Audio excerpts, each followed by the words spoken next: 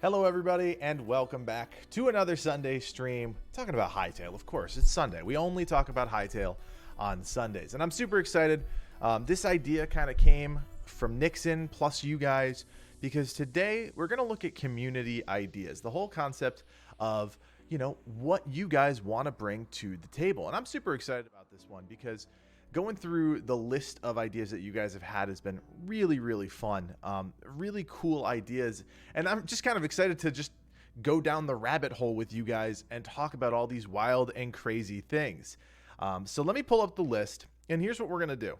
We're just going to talk. We're just going to talk about ideas. I'm going to throw things out there. If you haven't checked out the list yet, on our Discord, we have a document pinned in the Orbis General chat channel that you can just add ideas to. And we're just going to talk about these ideas over the weeks and months that lead up to the Hytale beta and the Hytale release. And then who knows? Maybe we end up getting some of these ideas in the game, or maybe you guys make them yourselves with the modding tools and things like that. So I'm really excited. I actually did a quick look. I didn't want to over prepare for this one. I did a quick look at the list, and I'm super pumped because our team, our community on the Discord is just so great. They always come up with really cool ideas, and sometimes I don't have a chance to always look at them. But yeah, I'm super pumped. So we're gonna start off with we have tabs on here. Now you can look at the document with me if you want. It's pinned in the Orbis General chat channel. But we're gonna start off with some of the world ideas, and I'm just gonna kind of go through them. I don't know if we'll get to everything, but we'll go through as many as we can. And the first one I want to talk about is from May, I guess is how you pronounce the name, and it's dynamic weather. Dynamic weather is one of it's a newer thing, right? Like think about 10, 15 years ago, dynamic weather wasn't really a thing in video games. Yeah, it would rain occasionally and maybe you get a flash of thunder, but dynamic weather is weather in a video game that actually changes the way the game works. So I think it's Just Cause 4, which is the best example of dynamic weather, because the dynamic weather would drastically change the environment, whether it be visibility, whether it be conditions of your character's movement, whether it be environmental destruction. I think that is something that really could add that next layer to Hytale, to a Hytale experience, right? We already know that there's going to be some sort of weather in the game. We've seen sandstorms. I believe we've seen some light rain. I don't know if we've seen anything more than that. But dynamic weather, especially if you think about each of the zones, right? In the first zone, probably just some rain, normal rain, something like that. But in zone 2, you would definitely have something like a sandstorm, something that could obscure your vision, could slow your movement down, could even potentially damage your character if you're caught out in a sandstorm. You could have sand tornadoes. A whole bunch of stuff you could do in zone 2 in terms of dynamic weather. Zone 3, we know it's this kind of icy, snowy zone, so we're talking about blizzards. Again, we could be talking about a serious restriction on movement, restriction on visibility. We could also be talking about some potential damage to the character. And then zone 4 with lava and things like that, kind of that underground jungle. There's something there for heavy rainstorms or lightning storms. Yeah, and Lego brings up a good point. Zone 2, it's the wind zone. It could definitely have a harsher climate. Matt Michael, as always, thank you for the buck, man. Appreciate that. So zone 2 could always have something wind and sand related that's just really, really cool. Oh, I totally forgot I turned those on. Thanks, man. So zone 4, we're talking about, the kind of lava-ish zone. I'm not sure what sort of dynamic weather would come with lava, because I think we know that zone 5, we can infer that zone 5 is going to be some sort of lightning-based zone. So lightning clouds, heavy storms, that could really play a big part in the zone 5 experience. And then zone 6 is the void. Who knows? There could be some sort of made-up void dynamic weather system that could play a part in that zone. So that could be really cool too. But dynamic weather has the potential to elevate the game past just like a block game, right? Dynamic weather is something that AAA companies usually put in their games, and we've seen a lot more of the indie companies put some sort of dynamic weather in the game. But a true dynamic weather system is a tall order. But who knows? We may possibly see it in Hytale. Wonderbread says, I've seen these zones. Forest and desert are my favorite. Yeah, they are really good zones. Zones 1 and 2 are going to be really fun. I think there's going to be forest in zones 3. May even see some sort of forest underground in zone 4. I think that's kind of confirmed at this point. The season changing idea can affect the type of weather you might receive or how often. Yeah, seasons is something that we haven't really talked about. I think Joler on the document here mentioned seasons. Now, the seasons, that is an idea of dynamic weather. It could have some realm of dynamic or some aspects of dynamic weather sprinkled in, but seasons would change the overall.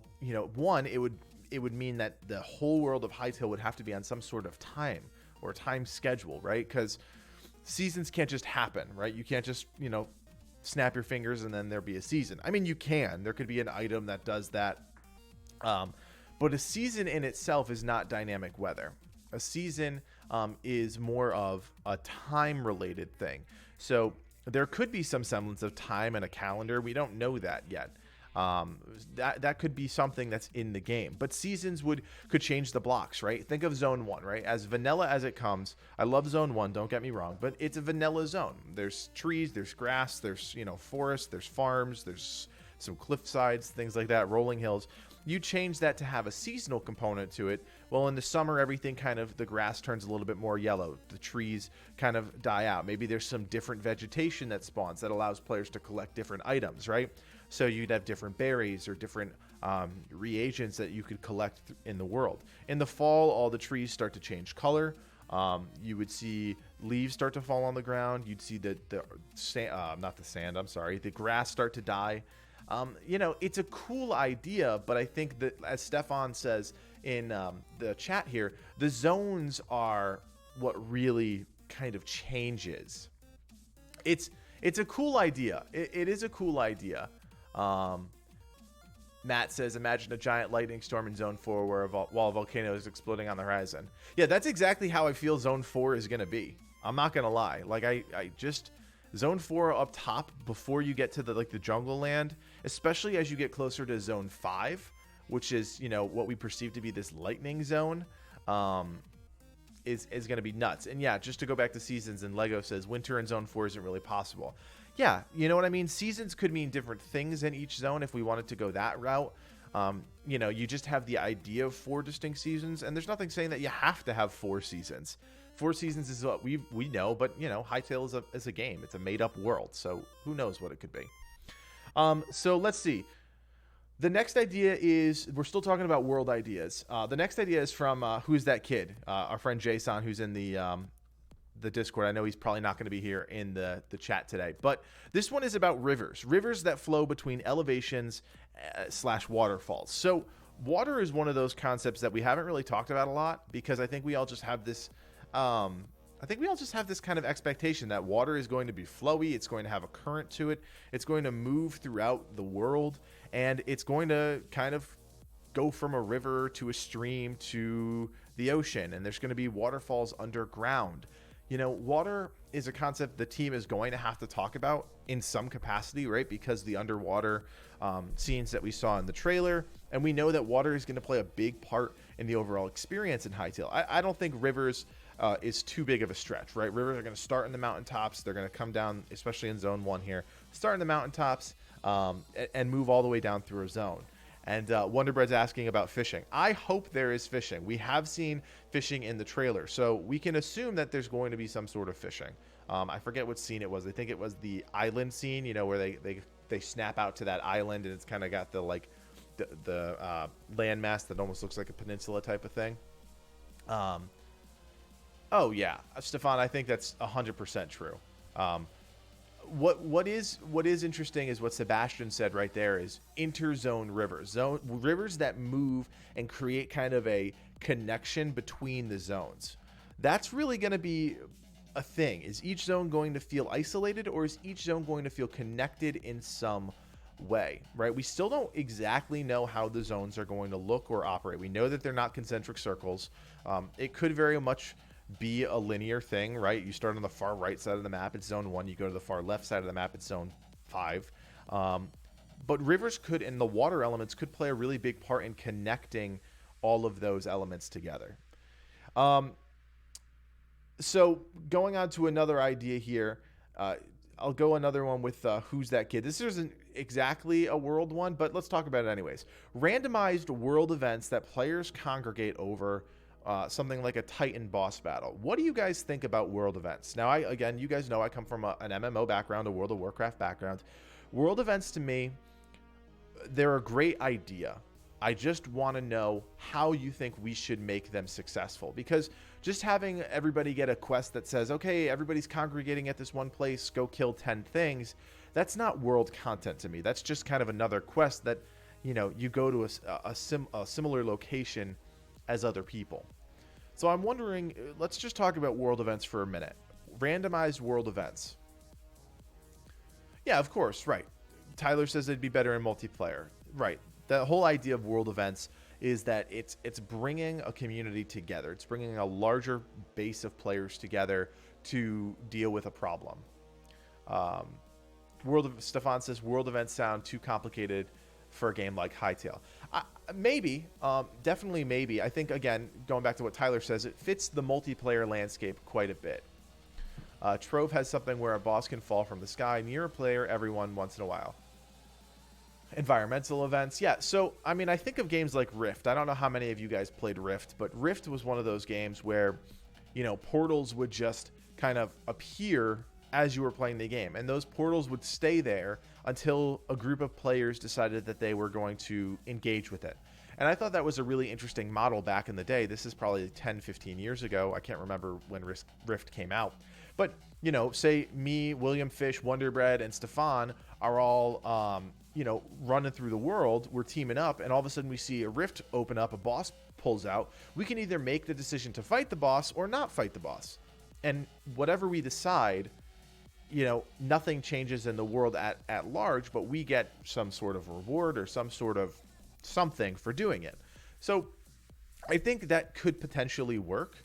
Lego says, I don't really think it would work in an MMO sense because adventure mode is limited to 10 or so players. Yeah, that is definitely a thing. We know from the interview that I did that, you know, all the content has to be soloable, which is a huge point of contention in my opinion, but that's the way they wanted to design the game. So, I mean, how would people be notified that there's some sort of world event somewhere in the map?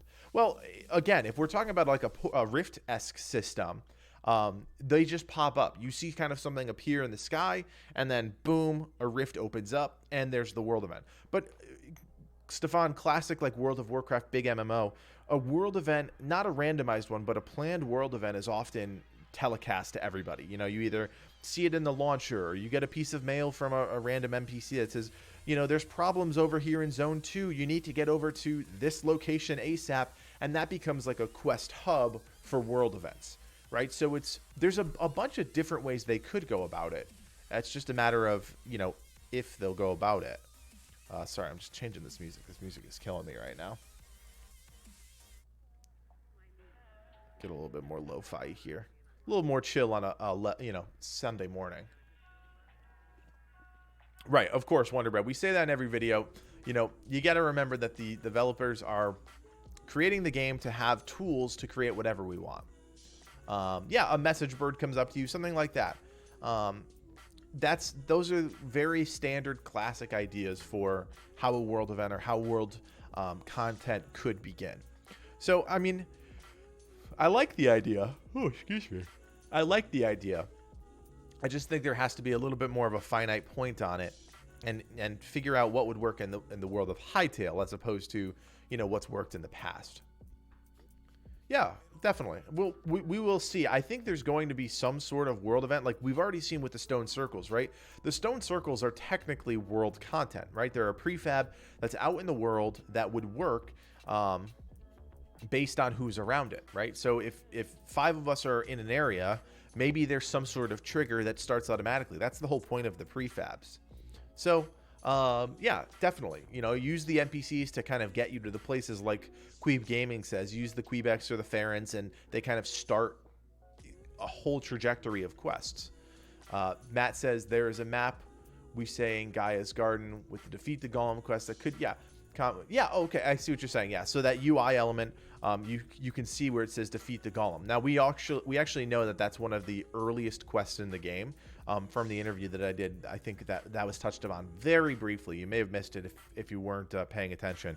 So if you and me are around and that we get that same message or that same quest giver is there, who knows? That's group content that could have some sort of world aspect to it.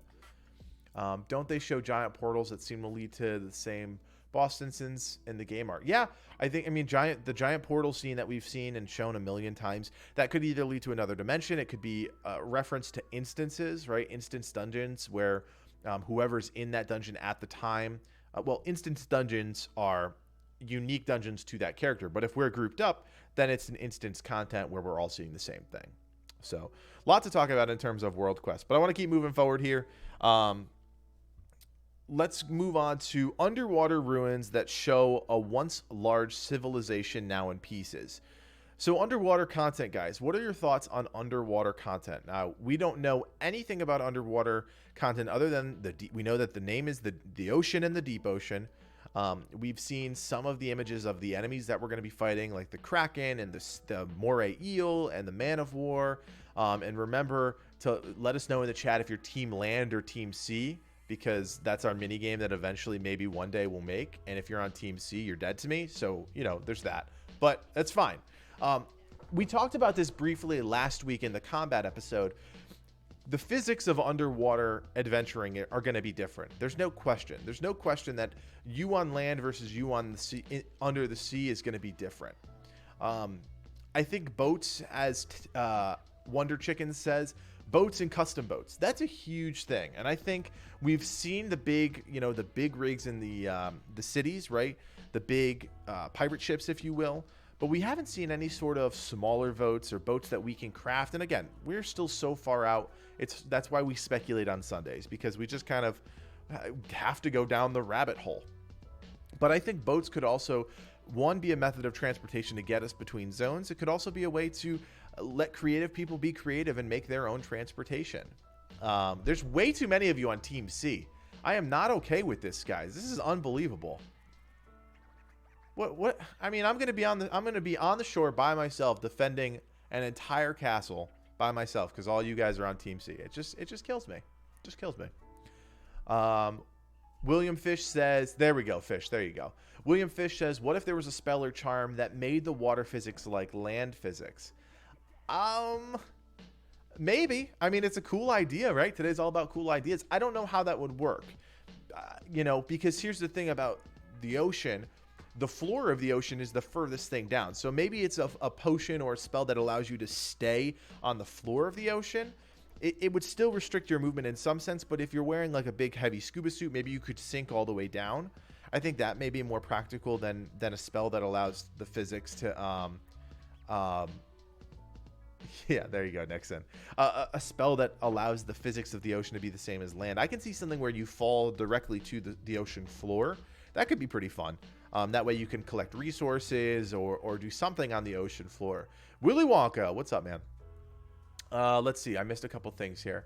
Underwater is a hit or miss for me. Seems like games lack substance underwater, a bunch of empty space, and then a random ruin. Yeah, I completely agree, which is why I think we saw such a dense... Oh, there's the scene with the fishing guy right there. See him on the boat right there? Small boats and fishing. So, confirmed? Question mark? Who knows? We saw in the scene where the guy, we have the scuba diver who's kind of swimming through the underwater world. It's dense. And that's really the key to that underwater zone. That's kind of what Matt was alluding to. Without that density of plant life and animal life, it just becomes an empty space where you're underwater. Andrew says there are scuba suits. Yes, we know there are some sort of scuba suit.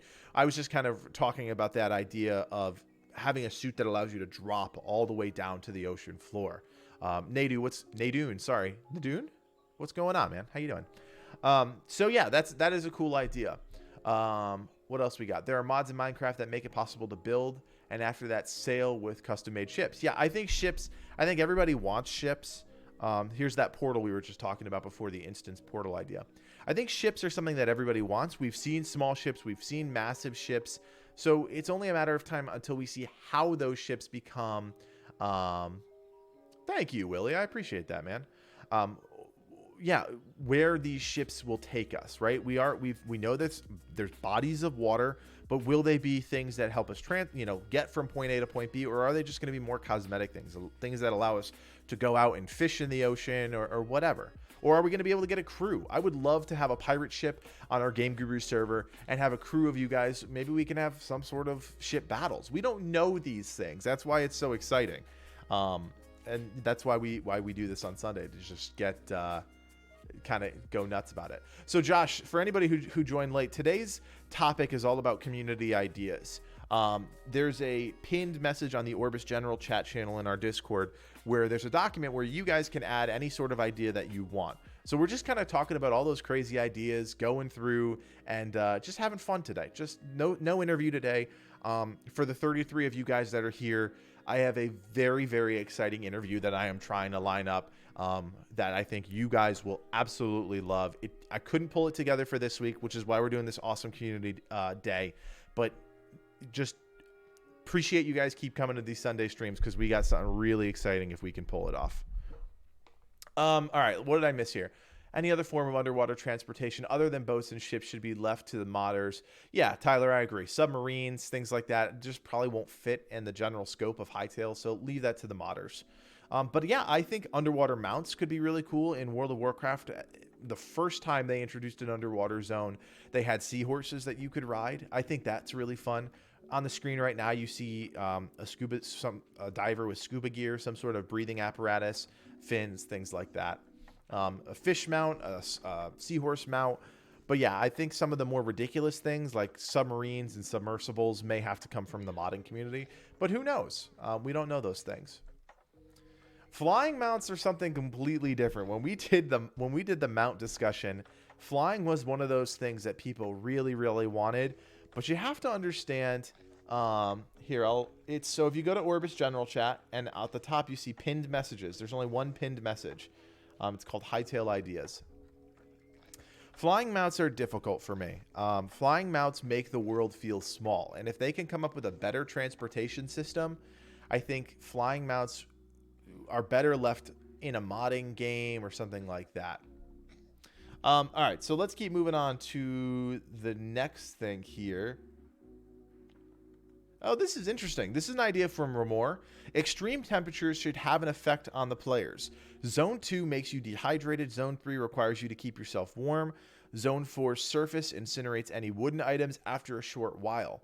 What do you guys think about that? That is some really deep survival elements in a game like Hytale. Is that something that's too complicated for the you guys at large? Do you think that would make the game more difficult? Something that you wouldn't really like?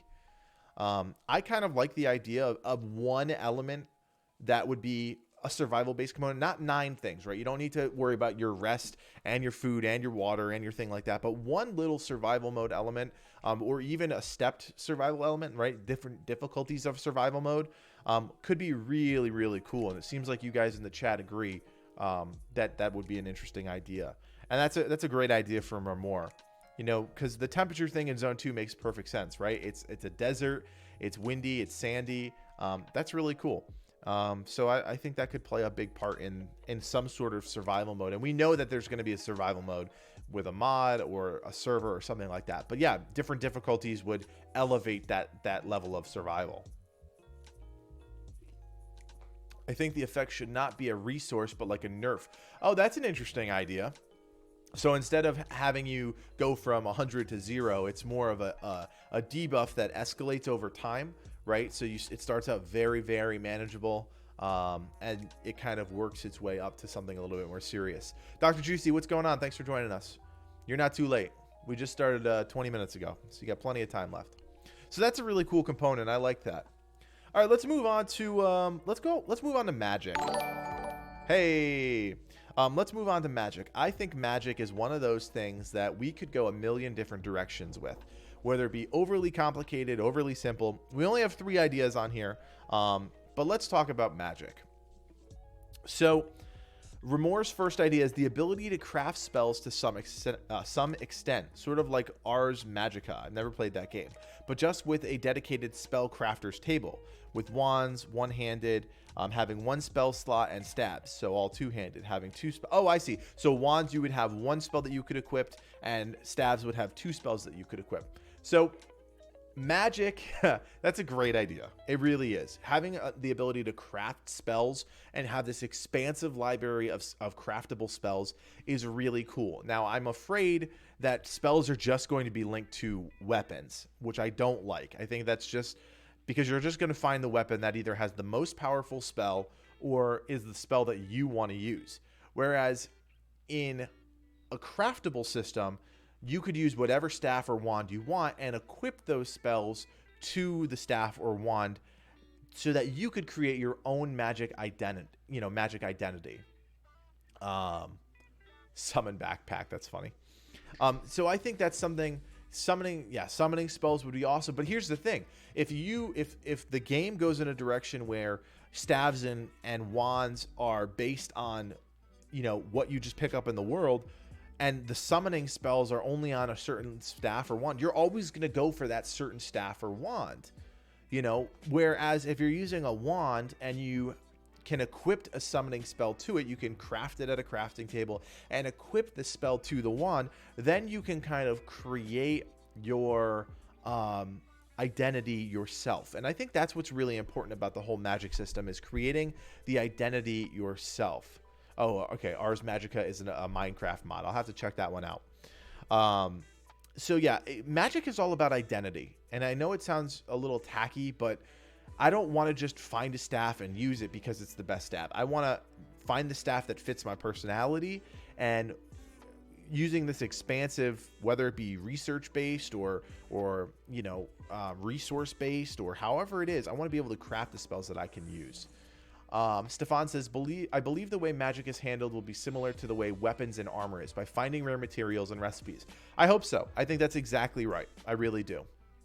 How about a tiered system of wands that you can only use spells that have a high enough tier? For example, to use the most powerful spell, you need the powerful wand. I actually kind of like that idea too. As long as the spell itself gives you, the wand itself gives you access to the tier. So if I have a tier 1 wand, I have access to a set of spells, as opposed to this one wand does this one spell. I don't like that at all. So I think that's a really cool idea too, Tyler. Josh says, imagine magic high jumps making a tree attack an enemy, or mind controlling enemies. Yeah, those are really cool ideas. I think there are going to be a lot of people that come up with these wild and crazy magic mods and ideas. So that is really cool. Let's see. The Elder Wand. Yeah, so let's move on to the next idea here. Who's That Kid says, infusible melee weapons that can alternate between casting and melee mode. However, it's less powerful than a dedicated staff or melee weapon.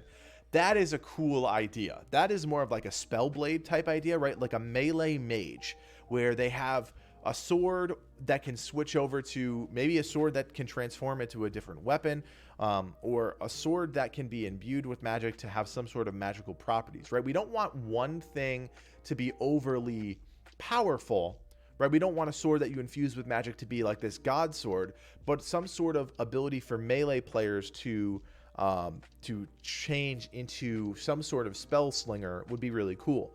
This is a really weird example, and I'm sure many of you guys won't understand it, but Sang and I last night were playing a new game called Heroes of Hammerwatch, and there's a class in the game called a Warlock, right? We all know what a Warlock is, but it's a melee-based Warlock. So you have this dagger that's got some element of melee with magic component, but you also have a spell. So it's kind of the best of both worlds, a hybrid, like Wonder Bread says.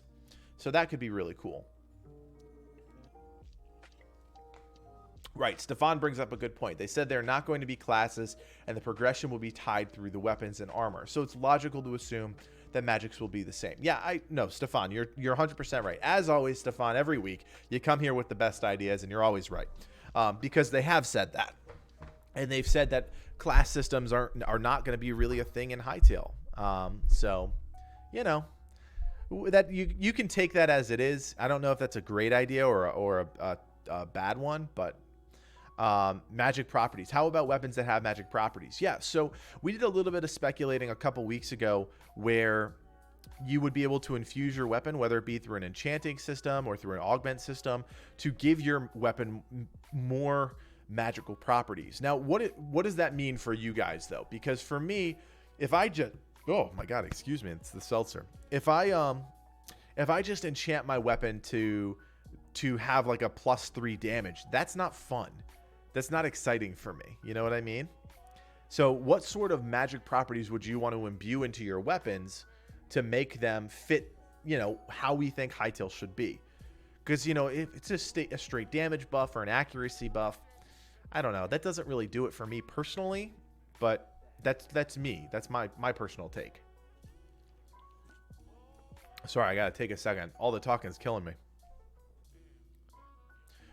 Maybe magic items could have multiple abilities.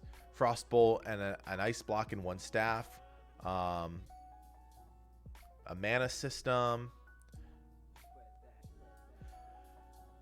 Scotty Bo, what's up, man? We're talking about magic right now, Scotty. Any thoughts on magic? Yeah, so I think the staff idea is really cool, right? So the weapon itself would create the identity of the player.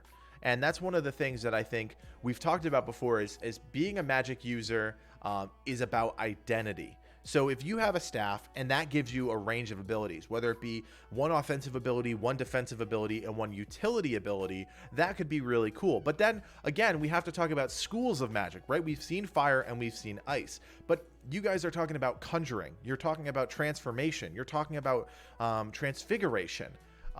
We're talking about illusion spells. There's so many spell categories that we want to discover and talk about. Fire and ice just are boring. Scotty says, I wonder if staffs will be craftable and if they come preoccupied with a spell, or if you have to enchant the staff yourself. That's exactly what we're talking about right now. Trying to figure out what system would give players the most gratifying magic experience. I think, as Stefan said before, the weapons themselves are going to be they're going to be the baseline for the actual spells, but who knows if that means that you have to use that staff for a long period of time to level it up to gain access to more spells, or if it's something different, completely different. Charming enemies to be friendly towards you would be super cool. Yeah, totally. I hope that they put a number of spell schools in the game. I don't know what they're going to do, but it'd be really cool to see more than that. Magic mounts like ice dragons having ice breath attacks. Maybe that's a little crazy. That seems a little OP for me. Healing, absolutely. Shale, it says that healing is definitely a school of magic. There could be, for group content, players may have access to healing spells. Let's see, anything else I missed here? Projectile affected, cast abilities on weapons for duration. You cast multiple projectiles. Yeah, I mean, we've already seen some sort of projectile magic. Mobility magic like dashing definitely could be some sort of utility. And necromancy, summoning skeletons, summoning the undead. Matt, that's funny. Sebastian says, I think it should be staves have elemental types, and every spell can be in any staff, but are more efficient if the elements match. Oh, that's interesting. That's a cool idea.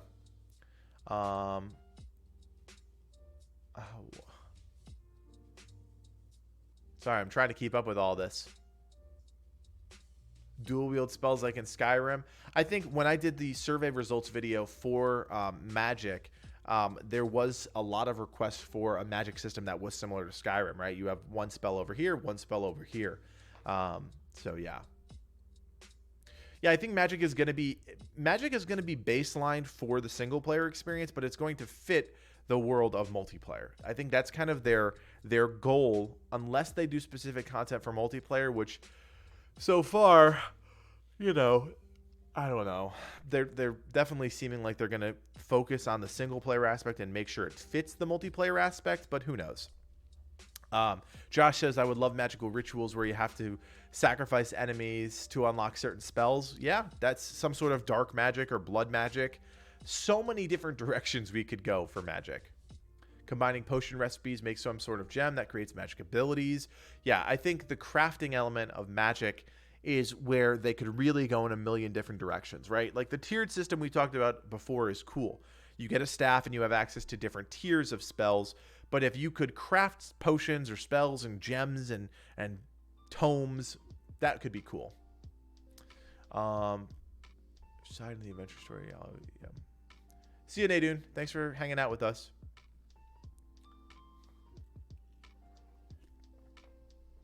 Yeah, Stefan, that's an interesting thing. I don't know if they ever said that either.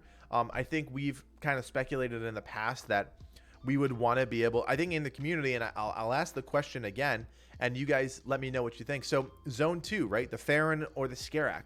If you had the option to side with one faction, who would you side with? And what would that mean? We're moving away from Magic and talking about factions, which is totally fine because I love the idea of factions. So, if you had the idea to side with a faction, who knows? Maybe you have access to a new set of Magic. Shale says, I kind of like how RuneScape uses consumables to use Magic. Makes it not so OP if you can run out of runes. Yeah, definitely. Yeah, that's true. You have to be careful and you have to plan out what you're going to use, especially if there's a consumable component to it. The consumable component may slow down the combat experience and the Magic experience, but then again, Magic shouldn't be frivolous. There should be some thought that goes into using Magic. So who knows? That could definitely work. Dr. Juicy says maybe depending on the rarity of the staff could have more abilities. Yeah, common may only have one, while legendary has 3 or 4. That's a fantastic idea. Yeah, and that's a fantastic idea, right? Legendary staves, you have access to a firebolt, a flame stream, a flame wall, whereas a basic staff you just have, a fireball. That's a fantastic idea and very, very reasonable. Tyler, see you. Hopefully next week we'll have a really exciting guest for you. So we'll see you next week. Hopefully that'll be a lot of fun. Moving on to the factions thing. Wonder Chicken says, instead of having a good or bad faction, I want all factions to be in the gray area and you have to pick a side. Yes to all the things. I think that is what is all about what factions should be in this game. You get to pick a side. There's different quests that kind of align with each side. You have different items and weapons and spells and all sorts of things based on the faction you align yourself with. Now, I'm afraid that's not going to be a thing because, right, the Quebecs are kind of cementing themselves as the good guys in the game and the Chorks are the bad guys in the game. But who knows? That could be a thing. In EverQuest, if you sided with one faction, it made your enemies with the other. Yeah, it definitely. And that's exactly, each zone has 2 factions for the most part. Quebecs and the Chorks, the Scarix and the Farrons, the Outlanders and the Somebodies, the Slothians and the Somebodies. You know what I mean? So, I really hope that there is some sort of faction-based system. Let's see here. Let's move on to combat. A couple ideas in the combat tab here I want to talk about. Who's That Kid says, be able to hire NPCs to patrol and guard your base while you're offline, effectively turning your base into a PvE dungeon when offline. There's a lot to unpack in that idea. First off, what do you guys think about the idea of bases that can be raided when you're offline? Because that's a big deal, right? If we're creating the Game Gurus, Hytale community, and I leave my base, and all of you guys come and raid my base, is that something that you'd want in the game? Base defense, garrisons, flashback. Yeah, there's I think a lot of people who have had experience with kind of base defense, and they either love it or they hate it. All right, everybody's loving it. All right, so what about the idea of hiring NPCs, right? Because you can imagine that hiring NPCs, one, could be costly. Tex doesn't like the idea. Yeah, so there has to be a fine line, right? Like, I don't want to be working my butt off, getting all sorts of legendary gear, put it in a chest, and all of a sudden you guys come into my base, destroy my base, and all of my items are gone. Yeah, exactly. 100% Shale. In Boundless, which is a game I checked out for a little bit, you had the ability to lock your base. So there was an ability to kind of like you couldn't destroy the tiles in a set area because it was locked by the creator. So I like that. Like, I don't want, if we create, this beautiful world in our game, goes out and chops down trees for you. Some sort of like PvE NPC system. That's kind of cool. But you know, I wouldn't want, if we put all this hard work into a game, I wouldn't want anybody to just kind of show up and ruin it all. So there would have to be some sort of lock that you could put on a structure or a set of structures. I like Scotty's idea talking about hiring, you know, Quebecs to go out and chop down trees for you, get resources for you. I like that idea. That's pretty cool. Yeah, some sort of vault, right? We could have a vault system where you could store items that are, whether it be impenetrable or harder to get to. That could be interesting. People learn one zone is way better than others. Yeah, definitely. I mean, depending on the server size, text, you know, the... that's true, Dixon. I didn't think about that. I didn't think about that. Fine, the Trorks can go chop down trees. Jeez. Yeah, I don't know how they're going to deal with, especially in a multiplayer world, how they're going to deal with the idea of building in an area, right? So, like, we're going to want to build in one specific area. We're going to start there.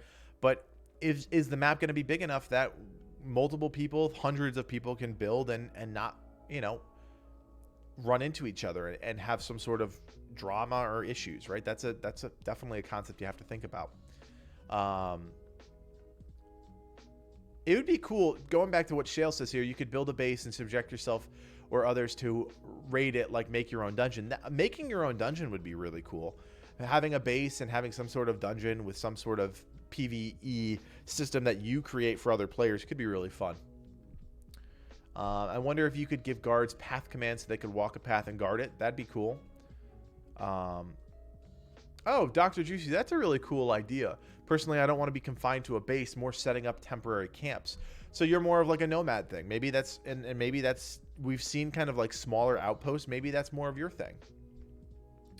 Willy Wonka says offline raid protection, land claims, or just fully fledged PvE should be configurable. Yeah, I think that would be best to make sure that it's configurable, not just mandated by the game, but the player could dictate, you know, what they do. And that could be a server thing. Like if we're playing on a server that's a base, like an Arc style server or a Rust style server, you know, before you even join the server that that's what you're going to get into. Nope, we still don't know about a redstone alternative.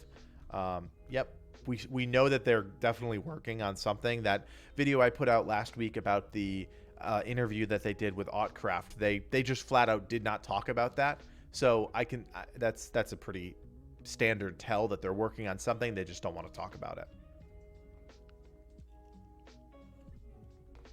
Yeah, I think Wonderbread, it should be server optional. That's kind of what we're getting at, is that the server should be able to set the rules, and you should know before you even go in whether or not what the rules are, right? You should know if it's a survival server where people can raid your base. You should know that before you go into it. Oh, cool. Matt, I've only played Rust a few times, but from what I can tell, it's got a really sometimes toxic but vibrant community of dedicated players, so that could be fun. Moving on to some more combat ideas here. The ability to choose to swing manually. Wait, what is this? The ability to choose between the swings manually, and that would make combat more tactical. I'm not really sure what that idea means, to be honest with you. This is a pretty standard one. Have the ability to do a normal swing with your sword by left clicking and a special move with your right. Right? We talked about that with the weapons before. If you have some sort of legendary weapon, your standard attack is a standard attack, and maybe you have multiple abilities. Maybe you have a whirlwind attack. We saw the whirlwind in the trailer.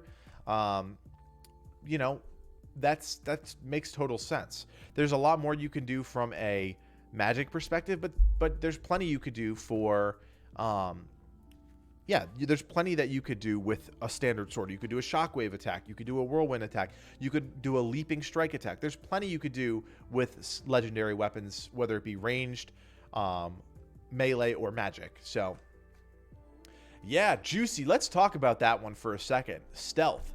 We know nothing. We don't even know if there's a stealth system in the game. Now, the one scene that we've seen about stealth was that kind of archer guy hiding behind the block.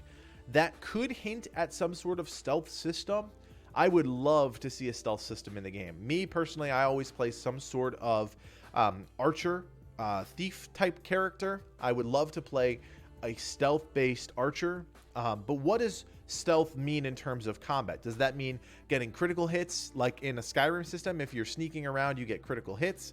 Does stealth mean that you can steal items from NPCs? Stealth dungeons, that could be, that could definitely be a thing. Are there benefits to getting through a combat situation or a situation with no combat? There's a lot that stealth adds to the table.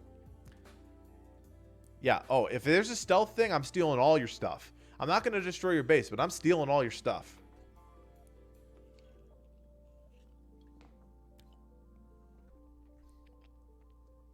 Oh, that's cool. Shale says in Lord of the Rings Online, Hunter had an ability where they could hide in trees or bushes to increase damage.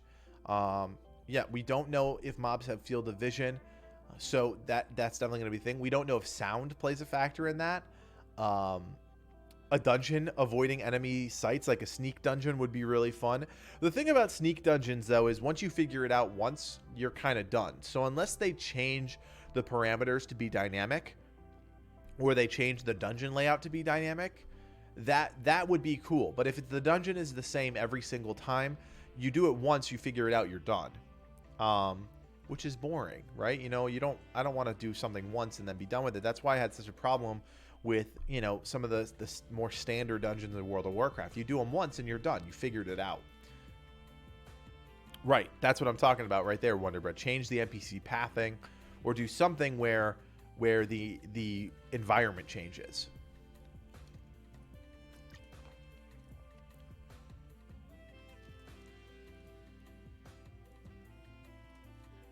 Oh, we got some like jazz music going on. So yeah, stealth is definitely something I'm interested in.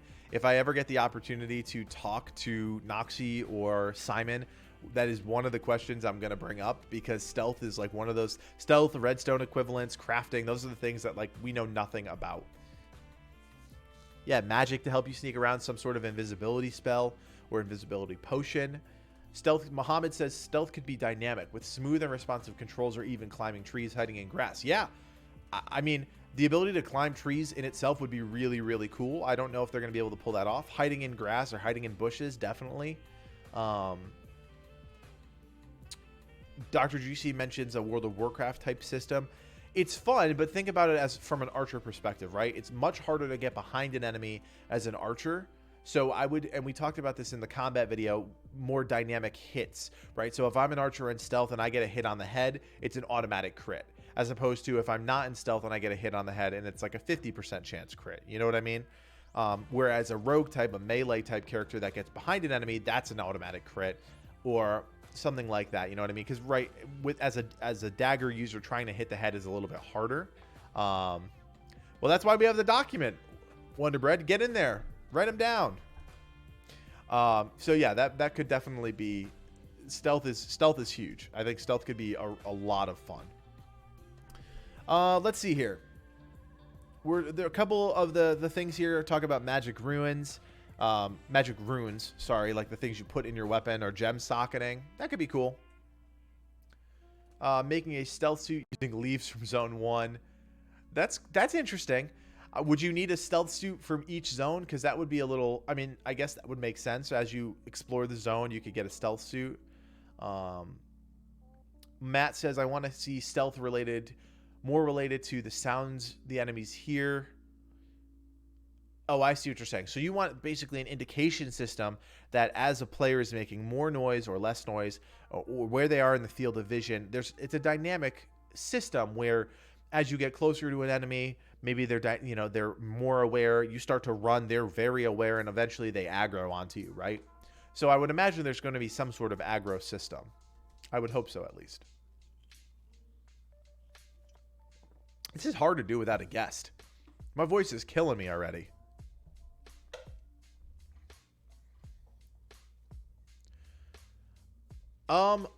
Tex, I don't think we know that. We've seen the shot of the Quebec with the weapon, but I don't think when they posted that had something to do with alternate game modes, and it had something to do with like modding. So I don't think we're going to see guns in the base game. And if we do, I think it's going to be it's going to still fit the environment of the world. Yeah. Oh, Nixon brings up a good point. We've talked about this before, the idea of wars. that could be, going back to the very first topic we talked about with world events, that could be a way to get people involved, right? Especially if we get to pick factions. If Trorks decide to invade Zone 2 and attack the Farron colony, and you've sided with the Farrons and a bunch of people sided with the Trorks, that could be a really fun PvP, massive all-out war. You know what I mean? So that could be really cool. Well, then the Trorks get heat stroke. Yeah, I don't know if the Trorks are going to subscribe to the same survival elements that we were talking about before, but didn't we see guns on the dock by the island in the trailer? Yeah, we did. Watari, we did see some sort of like flintlock type weapon, and I think that's exactly what we would expect to see in the game. I don't think we're going to get AK-47s and bazookas in the base game, but I think some sort of like black powder weapon would fit the Hytale universe a little bit better. So I think that could definitely be a thing.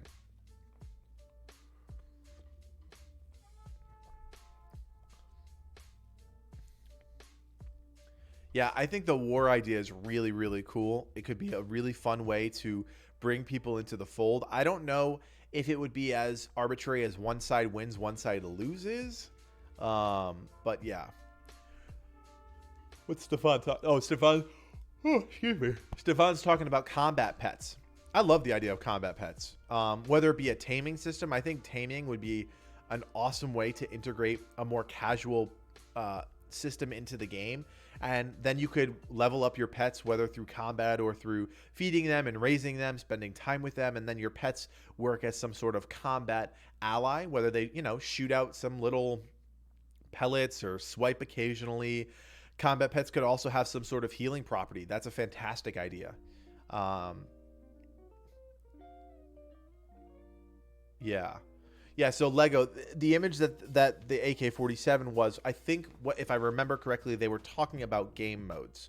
They weren't exactly talking about the base game. So, I mean, yes, they're in the base game, but outside of adventure mode, as you say, I think that's pretty right. So, Matt, what is a jailbreak game mode? I'm not aware of that. Let us know what that's all about, because that sounds interesting too. World event treasure hunt, items randomly generate in world. That's really cool. The whole world, you could not subscribe. You could join in on this treasure hunt, and all of a sudden clues would pop up. Say there's some sort of treasure is hidden on the coast of, I don't know how they would do it. I'm not a good clue giver, but I totally hear what you're saying, Wonderbread. That is a fantastic idea. It's not combat based, or it doesn't have to be combat based, but it could be really fun. Yeah, don't forget to subscribe. That's a really cool idea, Wonderbread. I like that one a lot. Let's see what we have here in terms of, we have a ton of misc ideas here, miscellaneous ideas. A somewhat complex loyalty system that allows the players to gradually gain the trust of certain creatures and NPCs through various actions and lose their trust rapidly by taking negative action against them. That's an idea by Ramor. And yeah, that's exactly what we're talking about.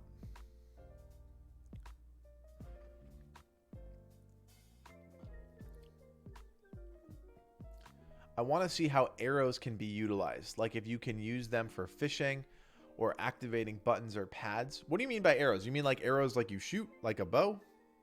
Or are you talking about like the actual like up arrow, down arrow, left arrow, right arrow? I'm not quite sure what that means. Oh, okay. Jailbreak is a cops and robbers thing. Cops keeping prisoners from escaping and catching them on the run, and robbers escaping the jail. Nice. Yeah, I'm interested to see how much crossover there is from the combat world to the crafting world, right? So we know we can craft weapons, but are we also, is the craftable weapons going to really play a part in a player's experience, or are they just going to be kind of a stopgap, right? Like you would expect the best weapons and items to come from dungeons or from the hardest content, historically speaking.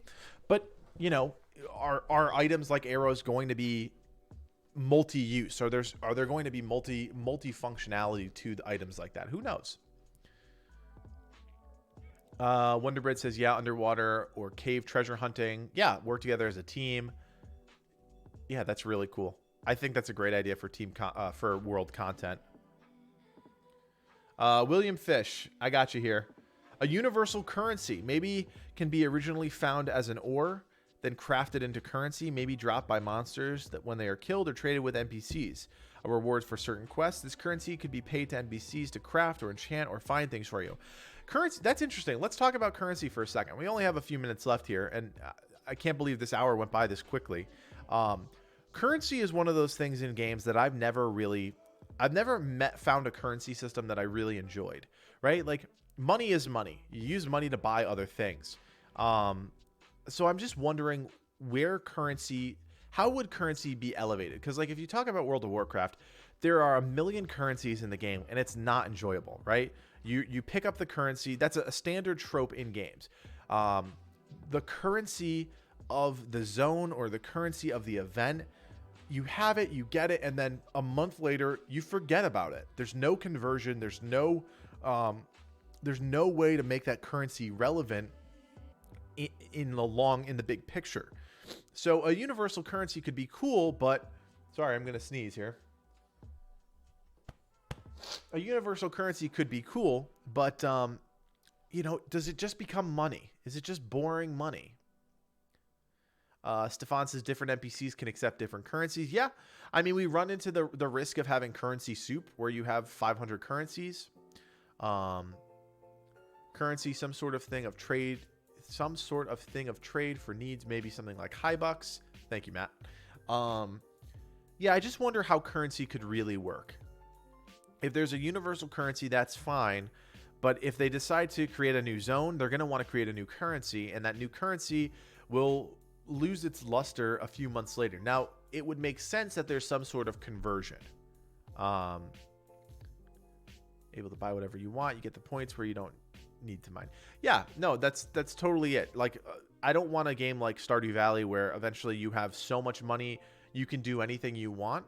So there has to be a balance with the currency. Maybe here's how currency could work, and it has to be limited enough that it's valuable, right? As soon as currency is and there's going to be people that farm money, and there's going to be people that try and sell money. That's just part of the online environment. But if currency is something so there's a guild hall or a clan hall where we could dump our money into different features, different upgrades, there has to be some benefit to spending the money.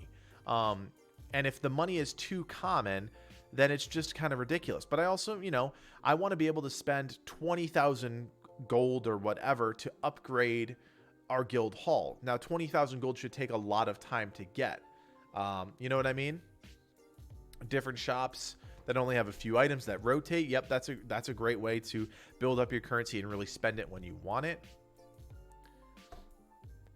Maybe if you don't get the items you want from a boss or drop, you can disenchant it, and a certain item. Yeah, disenchantment I think is a very common feature of especially online games that allow you to either get reagents, crafting components, or some sort of currency that you can use as an exchange. The multiplayer world's going to be interesting, right? There's not going to be any sort of auction house that we know of yet. And in an online environment, that's going to be really necessary if there's an online economy. I think we're going to see that in the modding community. What's up, Tager? Welcome. We only have a couple minutes left.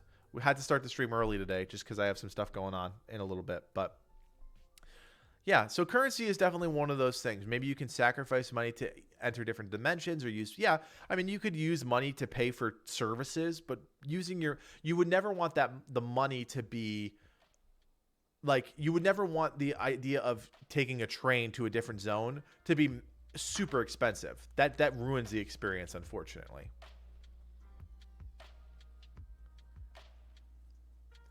Jace, you just woke up, dude. It's 12 o'clock. What are you doing? We've been talking about your ideas the whole stream. But yeah, no, currency is one of those things. I could go either way with it. It's another one of those things we have to see where the team lands on it, because currency could have a really positive effect on the game. It could also have a really negative effect on the game if it's done poorly.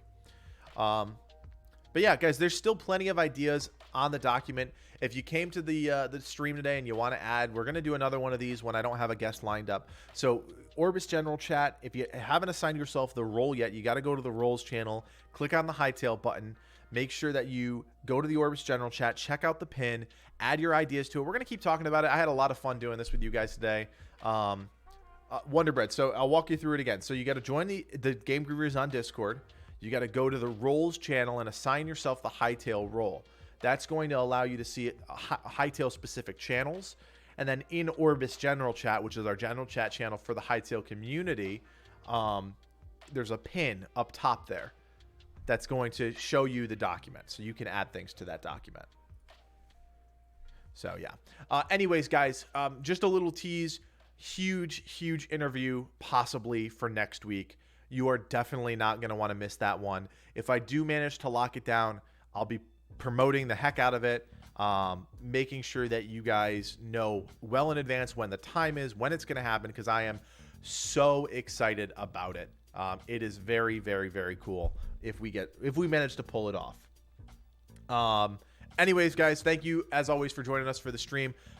Fantastic ideas. Keep them coming. Hang out with us in the Discord. We've got some really exciting stuff coming out in the future.